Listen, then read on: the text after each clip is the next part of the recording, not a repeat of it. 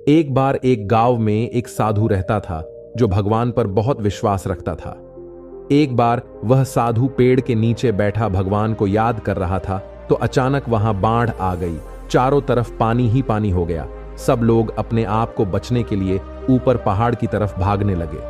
तभी एक आदमी ने देखा कि इस हालत में भी साधु जी भगवान की तपस्या कर रहे हैं। उसने सोचा कि ये अपने आप को बचने के लिए कहीं जा क्यों नहीं रहे हैं। आदमी ने उस साधु से बोला, अरे गुरुवर, आप कहीं जा क्यों नहीं रहे हो? आप भी मेरे साथ ऊपर पहाड़ की तरफ चलो, नहीं तो डूब जाओगे। तब साधु बोले, अरे हमें क्या होगा, मैं भगवान की इतनी तपस्या करता हूं, मुझे कुछ नहीं हो सकता, मुझे भगवान अपने आप बचाएगा। धीरे धीरे पानी साधु के कमर तक आ गया। अब लोग वहां से नाव लेकर निकलने लगे तो उनमें से एक ने साधु से कहा, अरे महाराज, पानी आपके कमर तक आ गया है, आप हमारे साथ चलो वरना डूब जाओगे। साधु ने कहा, नहीं नहीं भगवान, मुझे अपने आप बचाएगा। और वह नाव वाला भी वहां से निकल गया। कुछ देर बाद पानी इतना बढ़ गया और साधु के सर तक पहुंच गया।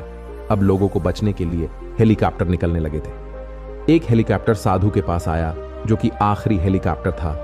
लोगों ने साधु के पास नीचे रस्सी फेंकी और बोला, इसे पकड़ो और ऊपर आ जाओ वरना आप डूब जाओगे। ये आखिरी हेलीकॉप्टर है और आपके पास में दूसरा कोई रास्ता नहीं है बचने के लिए। साधु ने कहा, ये रस्सी वापस ऊपर खींच लो और आप चले जाओ। मुझे भगवान के ऊपर पूरा भरोसा है, वह मुझे बचा लेगा। पानी काफी ऊपर आ गया, पेड़ डूब गया और साधु की भी डूबने से मौत हो गई।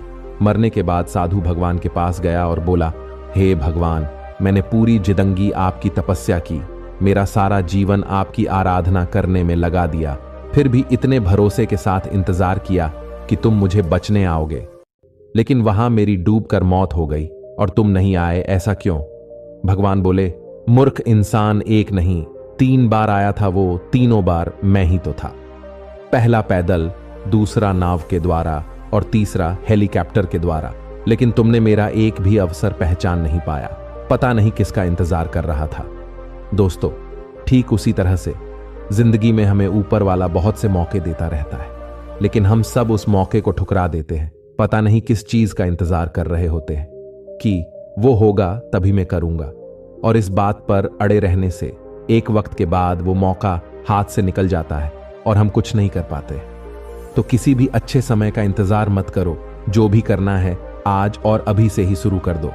दोस्तों, ये कहानी आपको कैसी लगी हमें नीचे दिए गए कमेंट बॉक्स में कमेंट करके जरूर बताएं। धन्यवाद।